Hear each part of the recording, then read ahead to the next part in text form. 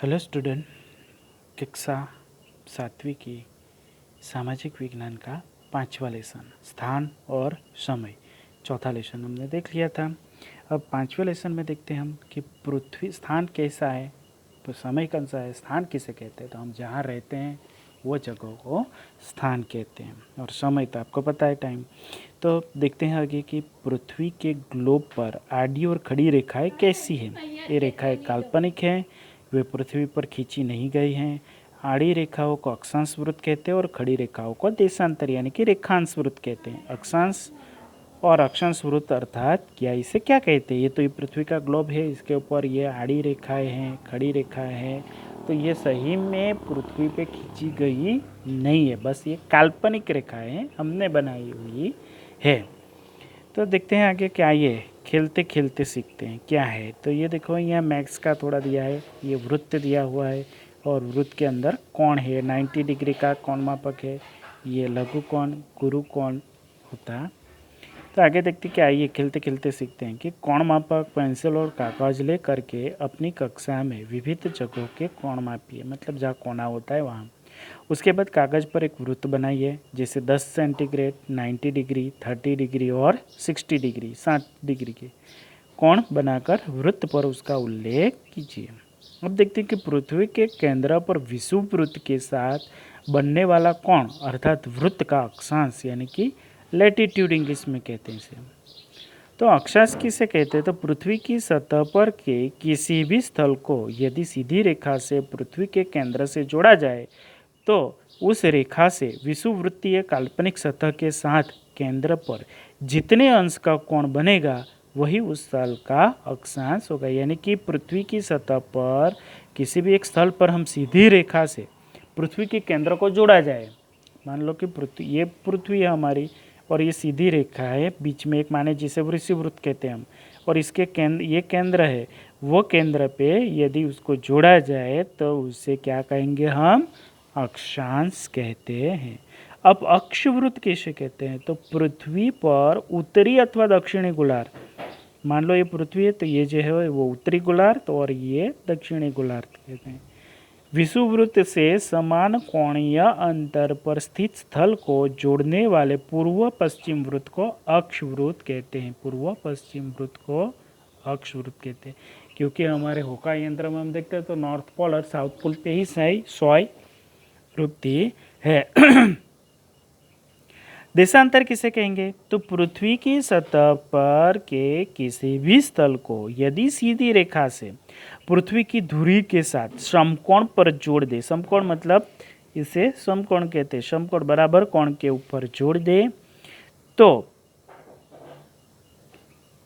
उस रेखा से मूल रेखा वृत्त की काल्पनिक सतह जो पृथ्वी की धुरी को स्पर्श करती है के साथ धुरी पर जितने अंश का कोण बने वही स्थल को देशांतर कहते हैं। मतलब देशांतर और अक्षांश वृत्त मतलब सीधी रेखा को अक्षांश और आड़ी रेखाओं को रेखांश कहते हैं। दोनों जहां मिलते और जो कोण बनता है उसे क्या कहेंगे, देशांतर। क्या कहेंगे, देशांतर। अब रेखावृत्त किसे कहेंगे, तो पृथ्वी की धुरी से, पृथ्वी की धुरी यानी ये बीच वाला है यहाँ जो है उसे, तो पृथ्वी की धुरी से मूल रेखावृत्त की काल्पनिक सतह के साथ पृथ्वी की सतह पर समान कोणात्मक दूरी पर स्थित स्थल को जोड़ने वाली उत्तर दक्षिण रेखा को रेखा वृत्त यानी कि अर्धवृत्त कहते हैं। उत्तर और दक्षिण की जोड़ने वाली जो काल्पनिक रेखा है उसे क्या कहेंगे, रेखा वृत्त। तो क्या है हम देखते हैं, तो एक वृत्त बनाकर उसमें सूचना अनुसार करें और लिखे कि अक्षांश वृत्त बनाएं और नक्शे की मदद से बताएं कि वह किन किन देशों से गुजरते। वो हम जब स्कूल चालू होगा तब पृथ्वी के ग्लोब पे क्लास में देखेंगे। देखो यहाँ ध्रुव तारा है, तो ध्रुव तारा के देखने के लिए इतनी सीधी रेखा से जाता है, तो इसे क्या कहेंगे, रेखांश अक्षांश कहेंगे। 23.5 उत्तर और दक्षिण अक्षांश वृत्त खींचिए और किन किन देशों से गुजरती है वो लिखिए। तो वो हमारे भारत से गुजरती है। 0 विषुववृत्त से ऊपर, 0 अंश किसे कहते हैं, विषुववृत्त कहते हैं। विषुववृत्त से ऊपर की तरफ का भाग उत्तरी गोलार्ध और नीचे की तरफ का भाग दक्षिणी गोलार्ध कहलाता है। मतलब दो भागों में हिस्सा जाता है, ऊपर का विषुववृत्त के ऊपर का भाग उत्तरी गोलार्ध और विषुववृत्त के नीचे का भाग दक्षिणी गोलार्ध कहलाता है। आइए इसके बारे में कुछ करके देखते हैं। तो आकाश में असंख्य तारे हैं। उत्तर दिशा में एक तेजस्वी तारा है। कौन सा तारा? ध्रुव तारा। एक कोण मापक लेते हैं, उसके केंद्र में छेद करके डोरी द्वारा छोटी कील को बांध दीजिए। उस पर आकृति में बताए गए अनुसार बेकार बॉल पेन का कवर लेकर फेविक्विक द्वारा चिपका दीजिए। कि यह देखो दिखाया है किस तरह से करना है। रात के खुले आकाश में ले जा कर के उस बेकार बॉल पेन के पाइप में से ध्रुव तारे को देखने की कोशिश कीजिए। उस समय डोरी द्वारा बंधी कील खिसक करके जिस कोण पर रुके वही आपके द्वारा आपके गांव का सही अक्षांश है। मतलब वही आपके गांव का सही अक्षांश। क्या करना है? कागज पे सीधी एक रेखा बनानी है, फिर उसमें जो बॉल पेन का खाली कवर है उसे रख देना, उसमें से एक डोरी घुमाना है कोण मापक में से, फिर उसको इधर उधर घुमाएंगे और यदि हमें सीधी आंखों से ध्रुव तारा दिख जाए तो एक बॉल पेन से रेखा बना देना, वो आपके गांव का सीधा रेखांश अक्षांश पता चल जाएगा। इसी तरह हमें चंद्र को देखना है, ध्रुव के कोण को लिखना है, चंद्र के कोण को लिखना है। आपको मालूम हो कैसे अन्य आकाश में दिखाई देने वाले तारे और ग्रह देखिए जिसके नाम लिखने वो हम क्लास में प्रैक्टिकली करेंगे। नीचे कई देशों के नाम दिए, जैसे ये देश 0 अक्षांश वृत्त से किस दिशा में स्थित है, ये नक्शा यानी कि मैप और ग्लोब की सहायता से हमें देखना है। जैसे केन्या, मंगोलिया, चिली, दक्षिण अफ्रीका, इजिप्त, रूस और कनाडा। तो कौन सा देश उत्तरी गोलार्ध में आया, कौन सा देश दक्षिणी गोलार्ध में आया है, वो हम देखेंगे। यहाँ जीपीएस मोबाइल फ़ोन और गूगल में भी हम देख सकते हैं। तो ग्लोबल पोजीशन सिस्टम द्वारा इस साधन के माध्यम से अंतरिक्ष में तैरते उपग्रह द्वारा किसी भी स्थल के सही अक्षांश और देशांतर जान सकते हैं। अब ऐसी सुविधा वाले कई मोबाइल फ़ोन में भी जीपीआरएस और इंटरनेट के माध्यम से अपने स्थल के विषय में जाना जा सकता है। माय लोकेशन क्लिक करते ही आपके गांव या शहर का अक्षांश और देशांतर आपको मिल जाएगा। हमारे मोबाइल स्मार्टफोन में गूगल मैप आता है, गूगल मैप में आप माय लोकेशन टाइप करो तो आप जहां हो वहाँ का आपको लॉन्गिट्यूड और एटीट्यूड यानी कि अक्षांश और रेखांश आपको बता देता है। और कई ऐसे फ़ोटो ऐप भी आते हैं जिसमें आप फ़ोटो खींचोगे और उसमें अपलोड करोगे तो तुरंत ही आपको अक्षांश और रेखांश फ़ोटो में आ जाते हैं। देशांतर और देशांतरीय स्थान किसे कहते हैं? तो ग्लोब पर यानी कि मानचित्र पर देखें तो उत्तर दक्षिण खींची गई काल्पनिक रेखाओं को देशांतर कहते हैं। नीचे दिए गए विश्व के नक्शे में 0 देशांतर रेखा किस देश से गुजरती है उसे खोजिए तथा पूर्व और पश्चिम दिशा में कितने देशांतर है वो बताइए। तो हम आगे देख चुके हैं कि 0 देशांतर कैसे कहते हैं। तो विषुववृत्त को देखो, विषुववृत्त दक्षिण अमेरिका के पेरू चिली से होकर दक्षिण अफ्रीका के ब्राज़ील से लेकर हिंद महासागर जावा सुमात्रा से निकलती है। 23.5 मकर वृत्त जिसे कहते हैं वो दक्षिण अमेरिका के निचले का हिस्सा दक्षिण अफ्रीका का नीचे का हिस्सा निकलता है और ये मडागास्कर टापू है उससे होकर ऑस्ट्रेलिया के उत्तरी हिस्से से निकलता है। जबकि 23.5 कर्क वृत्त उत्तर अमेरिका के नीचे का हिस्सा जिसे पनामा सिटी से होकर अफ्रीका के में अंदर मिलकर ये भारत के बीच से निकलते हैं, इसे कर्क वृत्त कहते हैं। तो ये है विषुववृत्त, उसके ऊपर के हिस्से को उत्तरी गोलार्ध और विषुववृत्त के नीचे के हिस्से को दक्षिण गोलार्ध कहा जाता है। हम आगे अब देखते हैं ग्रीनविच रेखा, मुख्य रेखांश ग्रीनविच रेखा। तो इंग्लैंड में ग्रीनविच पर से गुजरने वाली 0 देशांतर रेखा को ग्रीनविच रेखा कहते हैं। अंडरलाइन करके रखिए।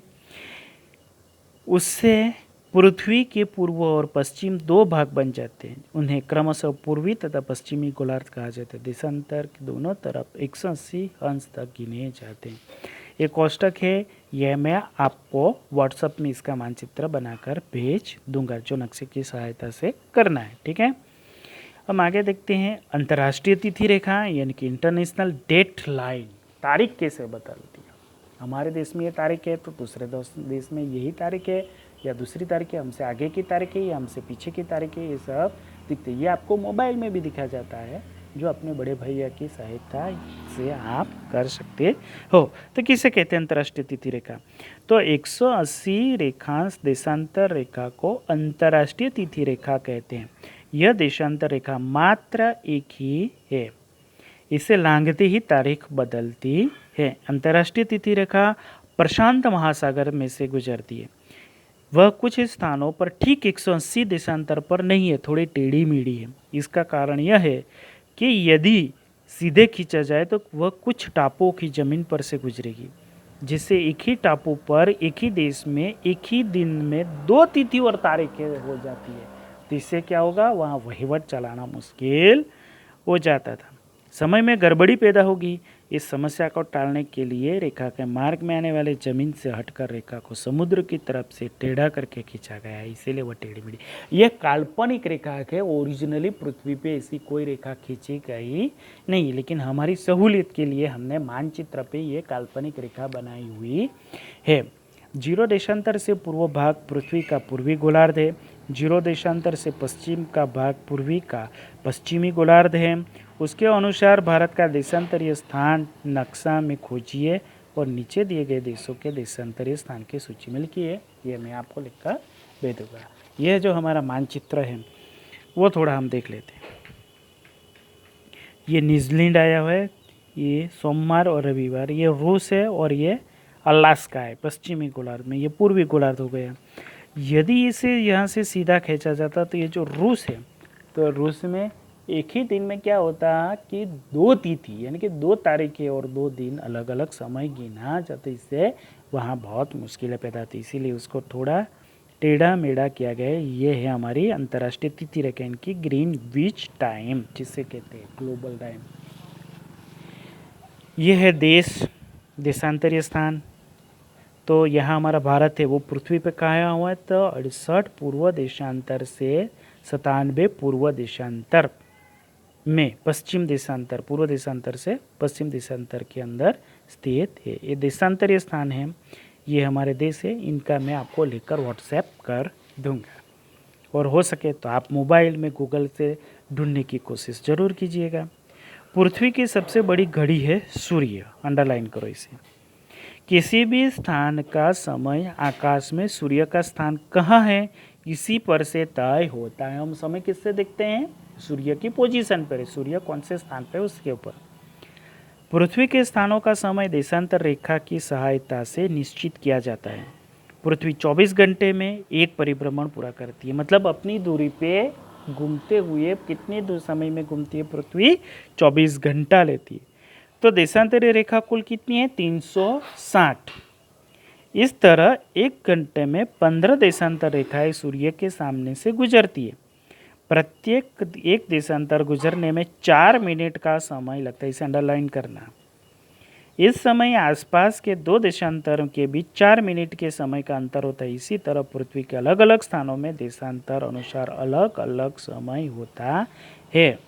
ये जो समय है ये देखने का सबसे आसान तरीका क्या है कि आपके मोबाइल में जाओ, आपके मोबाइल में डेट एंड टाइम में जाओ, वहाँ आप डेट एंड टाइम पे क्लिक करोगे तो एक पृथ्वी का गोलार्ध आपको दिखाई देगा। उसको आप घुमाते जाओगे और उसकी किसी भी स्थान पर क्लिक करके जाओगे तो आपको वहाँ का डेट टाइम वो बताता जाएगा। इससे हमें पता चलता कि नेपाल का हमसे आगे या पीछे, पाकिस्तान का हमसे पीछे है, बांग्लादेश हमसे आगे हैं, न्यूजीलैंड हमसे आगे है, यूएस हमसे पीछे है, कनाडा हमसे पीछे है, सिंगापुर हमसे आगे है, जापान हमसे आगे है, युगांडा हमसे पीछे है, फ्रांस हमसे पीछे और दक्षिण अफ्रीका हमसे पीछे और यूक्रेन भी हमसे पीछे।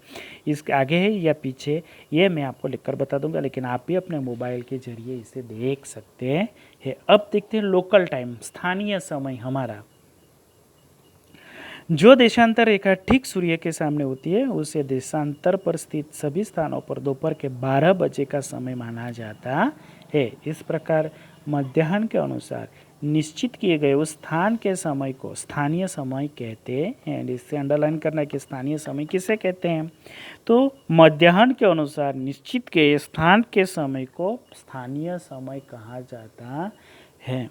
एक ही देशांतर पर स्थित अलग अलग स्थानों का स्थानीय समय एक ही होता है, जबकि एक ही देश में अलग अलग स्थानों पर स्थानीय समय भिन्न भिन्न होता है। मतलब एक से, जैसे रूस से बहुत बड़ा है तो वहाँ अलग अलग समय होते हैं। एक ही देश में भिन्न भिन्न स्थानों का समय अलग अलग हो तो देश के व्यवहार संचालन में अव्यवस्था होती है। और ऐसी अव्यवस्था कैसे चल सकती है, उसके निराकरण के लिए क्या करना चाहिए, आइए उसे हम आगे देखते हैं। अभी स्थानीय समय देखिए देश में अलग अलग हो सकता है। हमारा भारत भी बहुत बड़ा है, तो सबसे पहले अरुणाचल में सूर्योदय होता है, तब हमारे यहाँ गुजरात में अंधेरा रहता है।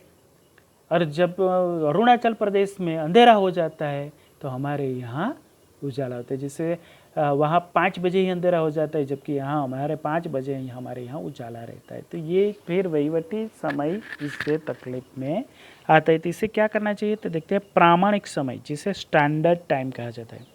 देश के मध्य भाग में स्थित किसी भी स्थान का स्थानीय समय पूरे देश का समय माना जाता है।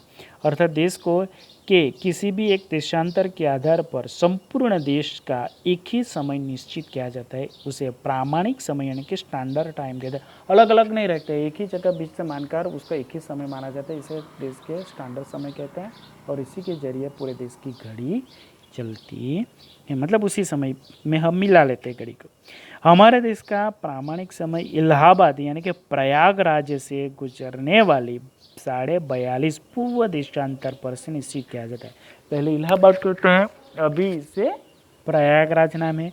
वहाँ से गुजरते 42.5 पूर्व देशांतर रेखा पर निश्चित किया गया है। अर्थात वहाँ दोपहर के 12 बजे हो तो संपूर्ण देश में सभी जगह पर दोपहर के 12 बजे का समय माना जाता है। इससे पूरे देश के संचालन के समय व्यवस्था बनी रहती है। ये आपकी प्रवृत्ति है। क्या करना है, तो कोई भी टेक्नोलॉजी युक्त मोबाइल फ़ोन लीजिए यानी स्मार्टफोन, उसमें विश्व के विविध देशों और मुख्य शहरों का प्रामाणिक समय दिया गया है, उसे नोट कीजिए। ग्लोब की सहायता से विश्व के विविध देशों और उनके महत्वपूर्ण शहरों का प्रामाणिक समय ज्ञात कीजिए और भारत के प्रामाणिक समय से आगे है या पीछे वो देखिए। मतलब आपका स्मार्टफोन में जिसमें इंटरनेट चलता हो आप देख सकते हैं। अब ये भी सोचने वाली बात है कि ग्रीनविच रेखा से कोई स्थान पूर्व में हो तो उसके देशांतर के आंकड़े के साथ पूर्व यानी कि पू लिखा जाता है, और यदि पश्चिम में हो तो प लिखा जाता है। अंतर्राष्ट्रीय तिथि रेखा को इंटरनेशनल डेट लाइन को संक्षेप में IDL कहते हैं। इंटरनेशनल डेट लाइन IDL कहते हैं। पूर्व पश्चिम क्षेत्र में बड़े हो ऐसे देशों में एक से अधिक प्रामाणिक समय होते हैं। मतलब जो बड़ा है उसमें एक से अधिक प्रामाणिक समय वहाँ होता है। विषुववृत्त से कोई भी स्थान उत्तर या दक्षिण में है, ये दर्शाने के लिए उस स्थान के आंकड़ों के साथ उत्तर उ या दक्षिण में द लिखा जाता है। दो अक्षांश वृत्तों के बीच वास्तविक जमीनी सतह पर लगभग 111 किलोमीटर का अंतर है। मतलब दो अक्षांश वृत्तों के बीच में 111 अक्षांश वृत्तों का अंतर लिखा जाता है। दो देशांतरों के बीच का अंतर केवल वृत्तियों पर 111 किलोमीटर होता है। तो आपको ये पूछा जाए तो आप इसे लिख सकते हैं। अब आइए स्वाध्याय कुछ देखते थे कि पृथ्वी के एक देशांतर को सूर्य के सामने से गुजरने में कितना समय लगता है, तो 4 मिनट का समय लगता है। जो हम आगे देखें, एक वृत्त बनाकर उसमें अक्षांश वृत्त बताइए, एक वृत्त बनाकर उसमें देशांतर रेखा कीजिए, वो आगे हम देखें। नीचे देखे देश 0 अक्षांश वृत्त के किस गोलार्ध में स्थित है। US तो उत्तरी गोलार्ध में, ब्राज़ील दक्षिण गोलार्ध में, रसिया उत्तरी गोलार्ध में, नॉर्वे दक्षिण में और इंग्लैंड उत्तरी गोलार्ध में। ये एटलस वाला है, जो हमें एटलस के समय मतलब कक्षा चालू होगी तभी हम कर सकेंगे। 0 अक्षांश वृत्त अथवा कौन सा वृत्त वो कैसा है, तो उसे विषुववृत्त कहते हैं। वो पृथ्वी के बीच से गुजरता है, वहाँ सूर्य की किरणें सीधी होती है। तो प्रिय छात्र, आपको पूरा समझ में आ गया होगा। कुछ बाबत तो टेक्निकली है तो प्रॉब्लम हो सकता है, उसे हम कक्षा चालू होने पे कक्षा में ही देखेंगे। ओके।